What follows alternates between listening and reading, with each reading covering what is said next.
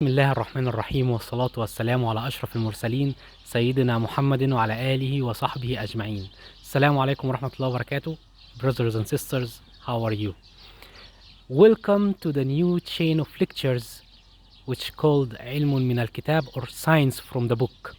Science from the Book, it is a chain of lectures which depending on getting the science from the Holy Quraan, because Allah put everything in the Holy Quran, every single thing in the Holy Quran, as He said. So many discoveries which the human make, and they say, the Muslims, they start saying, we have this fact which you just discovered in our book 1400 years ago, 1400 years ago. So it is like nonsense. So why you didn't get it? You have it in your book and you didn't say it, and we are like non-Muslims and we get this fact. So in these lectures, inshallah, I'm trying to get the science from the book, as Allah said on the man who was in Sulaiman alayhi salam time. قال الذي عنده علم من الكتاب, the one who has science from the book. He said, what? I will bring it for you, for her throne, Balqis' throne, before you blink, like before this part of your eye touch this part of your eye, before even the blink happened, which the most strong jinn or demon in his army, he said, I will get it for you before you finish this majlis or this sitting. And this was gonna take like 2-3 hours, roughly. So the science now made the human on top of everyone, and Allah always tell to the human and encourage them to learn and be scientists, like as He said in Surah Fatir, verse 28, I think, inshallah it's right. إنما يخشى الله من عباده العلماء. Those who fears Allah are the scientists, the alims. And some people will be saying, Allah means the ulama of the deen. I will tell them, go to the previous ayahs. Before, like the ayah before this, إنما يخشى الله من عباده العلماء, you will find Allah is talking about all the science, like the water. Don't you see that the water, we bring it from the sky and we make plants which is different in colors grow from one water? Don't you see the mountains? Don't you see the human creation? So the mountains, how it is different colors.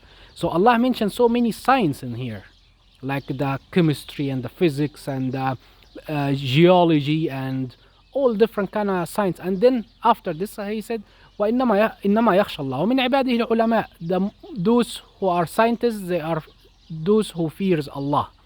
So Allah means the science, the basic science. And also it counts among them, not only them, just among them, among the scientists are the alims of the deen, like the you guys call them Maulana, and I don't like this word, but anyway, because Allah say in the Surah Al-Baqarah, أنت مولانا فانصرنا على القوم الكافرين. Allah is our Maulana, not any Maulana. That's why I don't like it.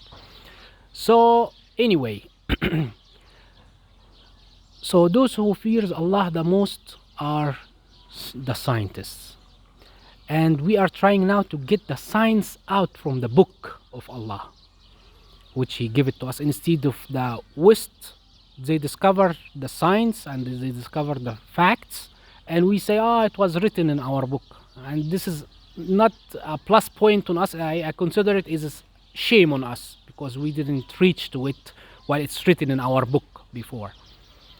So the first thing we will be talking about is Allah. Allah, like what kind of science interpretation that describe Allah.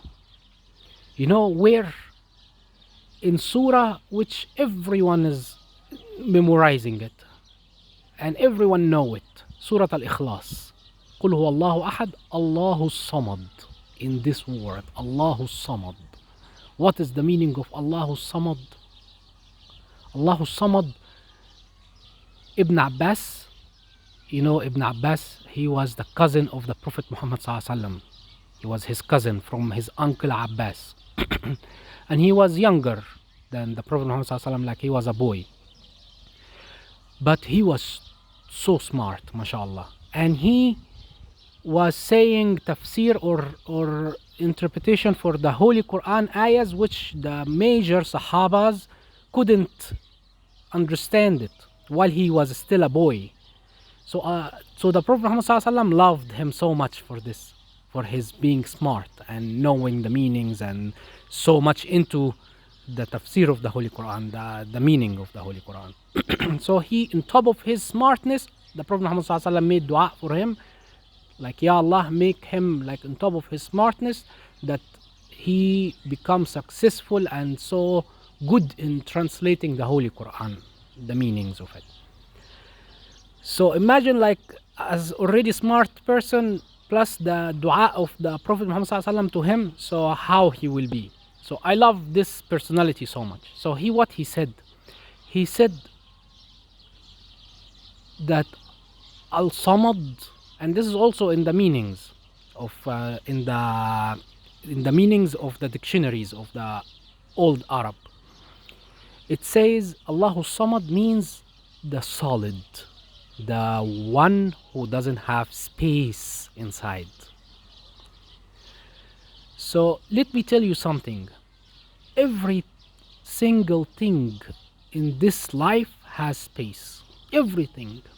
Even the smallest particle ever we could reach and discover has space inside. The atom, more than 90% of it, space between the electrons and the core of it, which contain the protons and the neutrons. Space. Everything has space. Even the atom, the smallest, even the inside this protons and the neutrons and the electrons, there is some particle so small, it's called quark. This quark, it has space inside. Even inside the quark, there is the most small particles. It's called energy threads. Like it is threads of energy inside this quark. And this all mentioned in the Holy Quran, but we will come to it, inshallah, in the coming episodes, inshallah, in coming lectures. So imagine everything has space except Allah. Allah, the only being that he doesn't have space inside him. There is no space. Allahu Samad. Even it is close to the English word solid and Samad. Like it is, he doesn't have space inside. You know what does it mean according to the physics? According to the physics, anything, like if, because there is nothing doesn't have space, everything has space. But if there is something doesn't have any space and it is totally solid, 100% solid, that means that it will exist in every single space around. Can you believe that? That's literally, Allah is everywhere. Literally, physically. Literally, He's everywhere, according to the science. He doesn't have space, as He said about Himself. And everything has space. So the result, as a result, that He exists everywhere. Literally. As He said also in the Holy Quran, in another surah, He is more closer than you than your own veins, the veins and the arteries of the heart and everything. Allah is more closer than this to you. So to make it close to us, you know, like, because He will not be telling you from the, like, the Quran is not a physics book. Like Allah will not say, because I don't have a space, so I will be inside. No, He just made it simple for you to understand.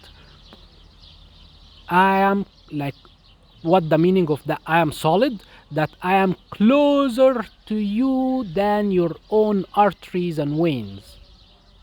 Can you believe that? So this is the first fact we get it from from the Holy Quran about Allah. Who is Allah? Like, who is Him as a being, as a one, as a unity. And also another word in the same surah, Ahad. Ahad is different than Wahid. Wahid means one. Ahad means unique. Like, the person can be one, but there is so many of his kinds, but somewhere else, but he is one now. Right now he is one, but it can be more than one later. But no, Ahad means the one and the only one. There is no one of his kind, there is no one like him, there is no one even close to be like him. He is the one and he is unique. Nothing can be even matching with him. So that was like the definition of how Allah is in the science, from the science view. Okay, so I wanted to start with this, so like everyone knows, and that's why Allah say the scientists, those who are scientists, they fear me, because they know the truth, they see, like they understand. Like, imagine your look about Allah right now, isn't it changed? Of course. Like, when you know that He is literally everywhere, as He says, and you understand Him more, so of course you will start to fear Him more.